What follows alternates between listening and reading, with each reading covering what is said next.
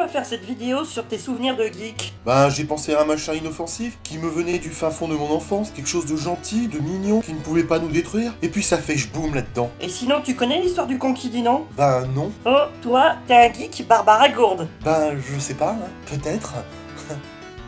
Philippe, je sais là où tu te caches. Viens ici que je te bute, enculé. Ta gueule. Enfin, ça va pas. Mais c'est juste insupportable. Arrêtez. Les Comics Park sont une série de vidéos qui insistent sur mes instants forts de lecture comics de mon enfance. Les coups de cœur, les BD qui m'ont fait des étoiles dans les yeux, mais aussi mes frustrations de lecteur. Et justement aujourd'hui, il s'agit bien de frustration dont je vais parler.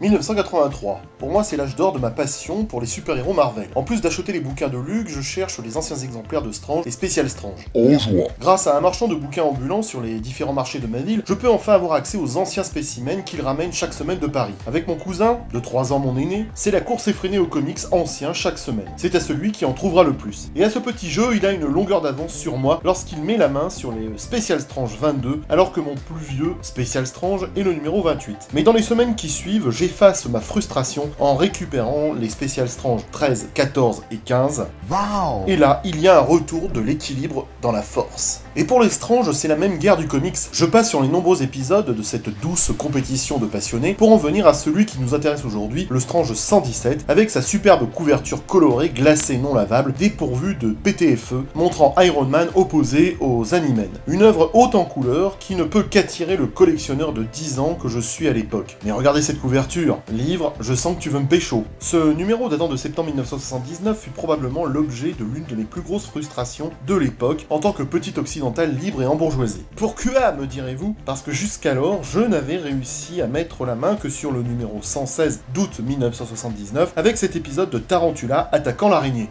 Comment qu'elle pète cette couverture? Même si on sent que Lug a essayé d'adoucir la violence des dards de la tarentule menaçant ce bon vieux Speedy. Encore que je trouve que par rapport à la couverture originale du Spider-Man 147, Lug a été plus audacieux dans la menace des dards mortels. C'est toujours délicat quand on parle de dard. Je vous le dis tout de suite, ce ne sont pas les épisodes de Daredevil ou d'Iron Man qui me plaisent. Pour moi, c'est du même tonneau que Conan 2. Ah ouais, quand même. Non, c'est bien le double épisode de l'araignée écrit par Jerry Conway et dessiné par Mister Plaisir Ross Andru, qui me font Vibrer d'exaltation. On y voit comment Tarantula s'échappe de prison avec la complicité du chacal pour affronter l'araignée. Les dessins sont superbes et dynamiques et il m'enjaille au plus haut point. En joie. Tout finit avec l'araignée capturée par les deux margoulins qui le balancent du haut du pont de Brooklyn, sous les yeux de Gwen Stacy, passive. En fait, on sait pas trop si elle hésite ou si elle débite. Ça fait beaucoup, non hein? J'ai pas compris. Laisse tomber. Puis le second épisode est une véritable bombe quand après avoir vaincu Tarantula dans une nouvelle bataille épique, l'araignée se fait surprendre par le chacal qui lui révèle enfin son identité, celle du professeur Warren. Avec un cliffhanger pareil, j'étais désireux de voir la suite, et quelle ne fut pas ma frustration de me faire rafler sous le nez le Strange 117 à quelques secondes près, alors que j'étais en train de fouiller l'étalage généraux du marchand ambulant. Mon cousin me prive de cette acquisition tant convoitée. C'est un sale con. Et croyez-moi que de simplement pouvoir la lire chez lui, mais de ne pas la posséder chez moi, m'avait profondément frustré. J'en aurais chialé comme aujourd'hui nos gosses chialent sur une nouvelle mise à jour de Snapchat. Ah ouais, dis donc. Si le minimalisme glauque de l'épisode de Daredevil ne me fait ni chaud ni froid, l'épisode d'Iron Man dessiné par John Romita Jr. m'a profondément marqué. Les 5 dernières pages en particulier où Tony Stark, sans son armure, se fait choper chez lui par les Animen. Le propos était simple, hein, c'était pas du Michel Onfray. Quel kiff! Le pauvre Tony passe un sale quart d'heure, bolossé de toutes parts par les Animen. Cela m'avait tellement fasciné à l'époque que je fis une fixation sur le chat et le triton, que j'ai pas arrêté de dessiner partout, y compris sur mes cahiers de cours, réveillant une certaine panique du corps enseignant à mon sujet. Un gamin de 10 ans qui dessine des monstres en classe, ça allait mal finir. Et ils avaient raison, je fais des vidéos YouTube.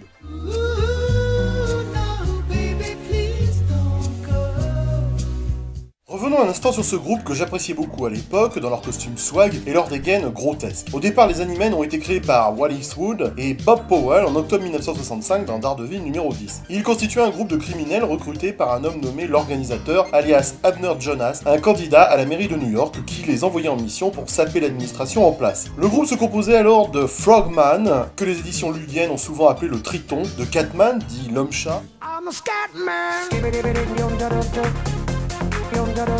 Birdman et de Hapman, Vaincue par Daredevil, qui les a combattus dans le Daredevil 11, l'équipe est envoyée en prison. Plus tard, Ant-Man, dit le gorille, ainsi que Birdman, alias le faucon, et Catman ont formé une équipe appelée Unholy Tree à partir de Daredevil 39. Dans les X-Men 94 et 95, le comte Nefaria demande au gorille, au faucon, à Catman et au Triton, et à leur nouveau membre féminin, Dragonfly, dit la libellule, d'être soumis aux expériences du docteur Kenneth Sturdy, qui leur donne des pouvoirs surhumains. À la suite d'un assaut contre la base du NORAD, au mont Valhalla, ils sont tous capturés par les X-Men. C'est un épisode que nous avons pu lire dans le Special Strange 7, et c'est en fait à ce moment-là qu'ils se sont fait appeler pour la première fois les Animen, ce qui est totalement inintéressant, me direz-vous. Non. Capturé après la bagarre, Dragonfly a été enfermé au centre de recherche sur les mutants de Moira MacTaggert en Écosse, et ça, on le voit dans le Special Strange 15, au moment de la bagarre des X-Men contre Magneto. En revanche, les 4 premiers Animen ont continué à travailler pour le comte Nefaria. Ce dernier envoie même le gorille, le faucon, Catman et le Triton tuer Tony Stark dans l'Iron Man 115 et 116, que nous avons pu lire en France dans les Strange 117 et 118. Cependant, Spy Master, qui avait l'intention de tuer Stark avec une bombe, tue les Animen à la place. Décidément, tout le monde voulait buter Tony Stark. Vous êtes un communiste, ça crève les yeux. Puis au cours de nos lectures lugiennes postérieures, nous avons quand même retrouvé les Animen qui n'étaient pas morts, Tiens, c'est bizarre. qui se désignaient sous le nom des Unholy Tree, comprenant le gorille, le faucon et Catman. Les anciens lecteurs de Luke se souviennent certainement de cet excellent épisode de l'araignée associée à Daredevil face aux Animen dans le Special Strange 15. En joie. Recrutés par Deathstalker, qu'en France on appelait le chasseur, les Animen sont encore amenés à affronter Daredevil dans les Daredevil 157 et 158. Le chasseur envoie les nouveaux Animen capturer Matt Murdock. La Veuve Noire réussira à battre le faucon et Deathstalker assassinera le gorille et Catman à la fin de leur mission. Voilà l'une de mes grosses colères contre Mackenzie et Frank Miller. Je ne leur ai jamais pardonné d'avoir tué les Animen. C'est un sale con. Seul Birdman a échappé à ce sort, ayant déjà été capturé, mais on sait également qu'il sera ensuite tué par le fléau dans le massacre du bar sans nom dans l'Ohio, vu dans le Captain America 319. Ouais, non mais... on s'en fout. Franchement, c'est dommage d'avoir exterminé cette équipe de super vilains, parce qu'elle avait vraiment de la gueule. Et venez pas me gonfler avec les résurrections et les nouvelles versions des Animen, ça ne risque pas de me rendre le kiki tout dur. Pour revenir au Strange 117, j'ai donc kiffé ma race sur ce final avec Madame Masque, assommant Tony Stark pour le capturer et le forcer à sauver son père, le comte Nefaria. Par contre, elle m'a toujours rendu le kiki tout dur. Et là, tu mets pas d'image. Swing. Swing. Chapiteau.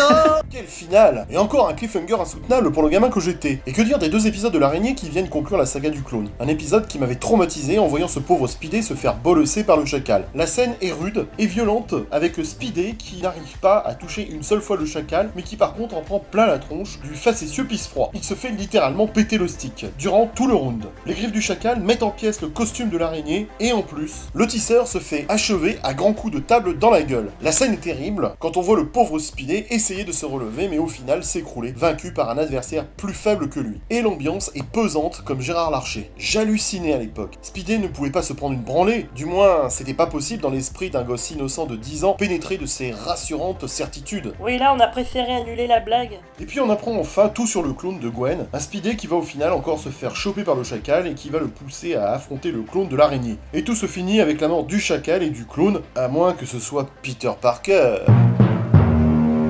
L'épilogue est cruel avec Gwen qui quitte pour toujours Peter, que l'on connaît par cœur, alors qu'il vient de la retrouver. Et on notera le remarquable final où il retrouvera MJ en 3 cases fortes en émotion qui se passent de texte. Jerry Conway et Ross Andrews signent là un des plus beaux fleurons des aventures de Speedy, le tout en 2D et en Technicolor s'il vous plaît. C'est beau. Voilà donc un Strange 117 très excitant qui provoqua une énorme frustration et qui fera donc partie de ces Strange qui m'ont profondément marqué. Il faudra attendre 2 ans pour qu'un jour je mette par chance la main sur le Strange 118, qui me donnera enfin les réponses tant attendues aux histoires d'Iron Man et de Speedy. Ah vraiment, il n'y avait que Lug et ses productions de qualité qui étaient capables de soulever chez moi un tel enthousiasme. On oublie beaucoup de choses de son passé, mais curieusement cet épisode frustrant de mes années Strange reste à jamais marqué dans ma mémoire. Ah!